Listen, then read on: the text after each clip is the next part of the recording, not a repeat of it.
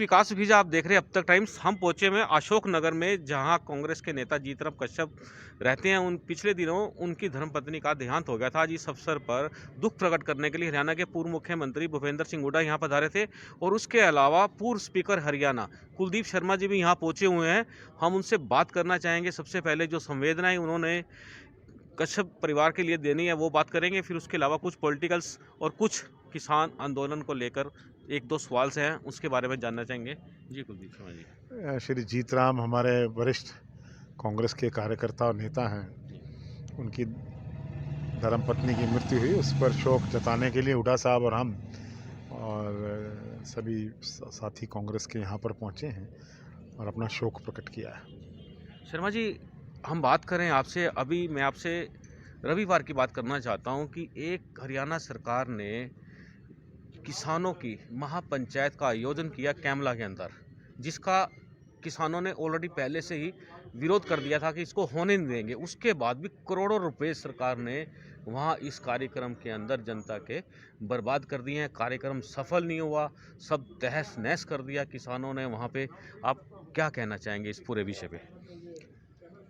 देखिए, जो महासम्मेलन जिसको नाम दिया गया, महापंचायत जिसको नाम दी गई भारतीय जनता पार्टी द्वारा, मैंने पहले ही प्रेस कॉन्फ्रेंस में कहा था कि समाज में वर्गीकरण के आधार पर समाज को बांटने के लिए एक उकसाने वाली कार्रवाई थी। किसान पास में धरने पर बैठे हैं 48 दिन से, सरकार उसका तो नोटिस ले नहीं रही और अपनी पंचायत करके जो किसान हैं इनसे मिलना चाहिए, इनसे बात करनी चाहिए थी खट्टर साहब को।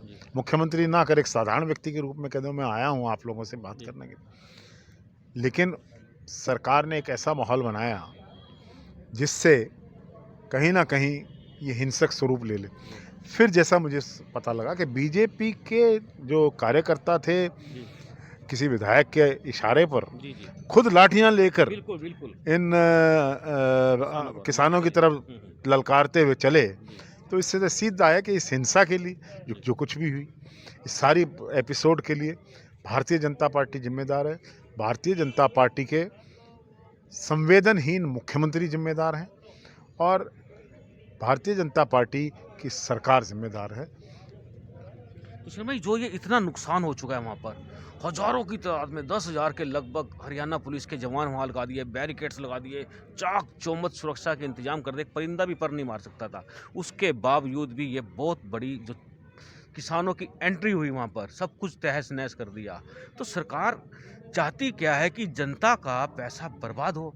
ऐसा क्या आपको लगता सारा है? हरियाणा बर्बाद कर रखा है इन्होंने। जी ना कोई हरियाणा प्रांत में नई योजनाएं बन रही हैं, नए कोई इंस्टीट्यूट्स आ रहे हैं, कोई विकास की कोई दर्द, हरियाणा का ही विनाश कर दिया है इन लोगों ने। तो ये दृष्टिकोण ही नहीं। देखिए, हरियाणा में हर चीफ मिनिस्टर का मैंने देखा कि कोई ना कोई विजन हुआ करता, वो आगे की सोच को विजन बोलते हैं। लेकिन ये पहला मुख्यमंत्री हैं हरियाणा के श्री मनोहर लाल खट्टर जिनका कोई विजन नहीं है, पता नहीं कहाँ क्या कह दें। तो मुख्यमंत्री जैसे स्तर के व्यक्ति को लोगों को आपस में लड़ाने की राजनीति करना, मैं कहता हूँ शर्मनाक है। दूसरे अभय चौटाला जी अब नाटक कर रहे हैं, एक कंडीशनल इस्तीफा भेज दिया। मैं तो स्पीकर रहा हूँ, कंडीशनल इस्तीफा का जो नाटक रचा गया है, कंडीशनल इस्तीफा तो हो ही नहीं सकता, it is bound to be rejected. लेकिन अगर अभय चौटाला जी की नीयत साफ है तो हम ये कहेंगे कि आप अपने ये जो सर्वोच्च बलिदान आपने जो दिया है किसानों के लिए, ये ना दें। इसकी बजाय आप विधानसभा के सदस्य रहें और हम कांग्रेस की पार्टी के लोग अविश्वास प्रस्ताव लेके आ रहे हैं। तुम तो अपना इस्तीफा देके सरकार की मदद कर रहे हो, एक वोट घट जाएगी। आप हमारे साथ वोट दीजिए। आप अगर किसानों के साथ हैं तो अविश्वास प्रस्ताव पर कांग्रेस के साथ दीजिए। हम आपके इस्तीफे से खुश नहीं हैं, हम चाहते हैं आप रहें, सदस्य रहें, लेकिन ये जो सर्वोच्च बलिदान आप दे रहे हैं इससे सरकार की मदद होगी। जी शर्मा जी, मैं बात करूं कि जो अविश्वास प्रस्ताव आने वाला है, इसी के अंदर डिप्लोमेटिक एक पार्टी हो चुकी है। आपको शायद संज्ञान में आया हो कि मुख्यमंत्री जी ने बिजली मंत्री के यहाँ पर जो आज़ाद एमएलएज हैं उनको और कुछ जेजेपी के विधायकों को वहाँ पर एक बड़े तरीके से बुलाकर और कुछ सरकार को बचाने की जो पहल वहाँ से स्टार्ट हुई है, आपको क्या लगता है कि ये जो प्रोपगंडा स्टार्ट हुआ है, ये इसमें सरकार सक्सेस हो जाएगी या विपक्ष सक्सेस होगा, क्या रहेगा? देखिए, इस मीटिंग का आयोजक बताया गया चौधरी रंजीत सिंह रहे। जी। चौधरी रंजीत सिंह जब भी जिस भी सरकार में रहे, उस सरकार ने अपना कार्यकाल कभी पूरा नहीं किया, तो बैड ओमन है। जी। किसान सड़कों पर ठंड में आंसू गैस के गोले और लाठियां बांधे जा रही हैं और ये दावतें उड़ा रहे हैं। मैंने अखबार में आज मेनू पढ़ा है, 5 तरह की रोटियां, 15 तरह की सब्जियां, चटनी, पता नहीं क्या क्या लिखा है उसमें, हलवे, खीर। ये हलवे खीर खा रहे हैं और किसानों पर लाठियां चला रहे हैं, किसानों पे मुकदमे बना रहे हैं।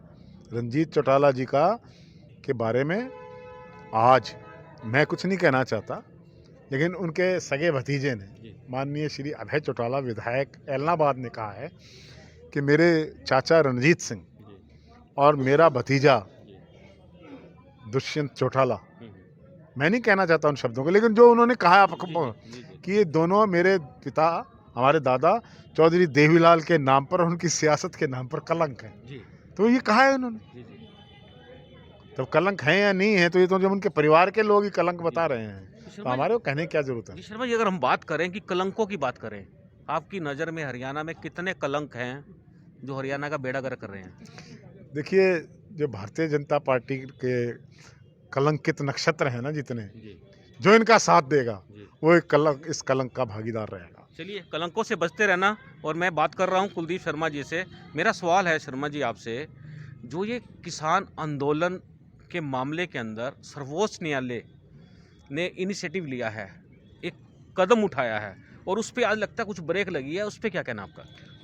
देखिए, सुप्रीम कोर्ट ने कल जब सुनवाई हुई और इससे पहले भी किसानों के प्रति संवेदना व्यक्त की, ये प्रश्न पूछा सरकार से कि इसका समाधान ढूंढने में तुम्हें क्या तकलीफ है।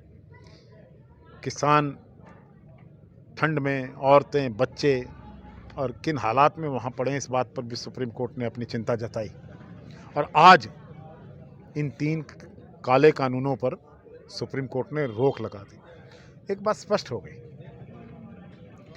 कि ये जो कानून है ये जुडिशियल स्क्रूटनी में भी ठीक नहीं पाए गए, जिस पर सुप्रीम कोर्ट की मोहर लग गई है और उन्होंने रोक दिया है। तो ऐसी परिस्थिति में जब सुप्रीम कोर्ट ने ये कह दिया है, तो मेरा ख्याल तो सरकार को तुरंत प्रभाव से ये कानून वापस लेने चाहिए और अगर ज़रा सी भी शर्म बाकी है तो इस्तीफा भी देना चाहिए, क्योंकि सुप्रीम कोर्ट का स्ट्रक्चर इनके खिलाफ निकल के आ गया है कि ये कानून के बारे में। और साफ दिखाई दे रहा है कि देश की सर्वोच्च न्यायालय ने किसानों के दर्द को समझा। हम धन्यवाद करते हैं इनका। किसान भाई तीनों काले कृषि कानूनों को वापस लेने से कम किसी बात पर सहमत नहीं होंगे। वैसे उनकी चर्चा है आज, वो अपनी जो उनका सुप्रीम बॉडी है, जिसमें जो संगठन है, उन्होंने कहा है हम सुप्रीम कोर्ट के फैसले को देखेंगे, लेकिन सुप्रीम कोर्ट को भी हम सलाह तो नहीं दे सकते हैं, लेकिन इन कानूनों को निरस्त करना चाहिए था। दे आर अनडेमोक्रेटिक, ये एंटी फार्मर्स हैं। तो ये देश तो 71% लोग यहाँ पर किसान हैं, उनके खिलाफ कानून बने हुए हैं। देश में चारों तरफ आलोचनाएं हो रही हैं, आंदोलन हो रहे हैं, दिल्ली रुकी पड़ी है। सरकार को संवेदना दिखानी चाहिए, तुरंत प्रभाव से इन कानूनों को वापस लेना चाहिए। शर्मा जी, यदि मैं बात करूं, आपको लगता नहीं कि गुरनाम सिंह चुड़नी के खिलाफ करनाल पुलिस ने जो मुकदमा दर्ज किया है वो गलत है या ठीक है? क्या लगता है आपको? ये मुकदमा भारतीय जनता पार्टी के उन कार्यकर्ता और विधायक के खिलाफ होना चाहिए जिन्होंने हाथों में लाठियां लेकर, आप भी वहाँ थे, और ये किसान जो जा रहे थे शांति, इनको ललकारा है, इनको खदेड़ने की कोशिश की। तो इस सारी उकसाहट के पीछे इस सारे जो कुछ कैमला में हुआ है, अशोभनीय कार्य, इसके लिए भारतीय जनता पार्टी के कार्यकर्ता, उनके विधायक और उनकी सरकार जिम्मेवार। जी, ये तो कुलदीप शर्मा हरियाणा के पूर्व स्पीकर हैं और इन्होंने हमारे आज काफ़ी सवालों का जवाब दिया और हरियाणा के कलंकों के बारे में भी बताया है कि कलंक कौन है और कौन से चाचा भतीजा हरियाणा की राजनीति के अंदर फिर स्वार्थ की राजनीति कर रहे हैं। आप देख रहे हैं अब तक टाइम्स, मैं हूँ विकास सुखीजा। नमस्कार, जय हिंद, जय भारत।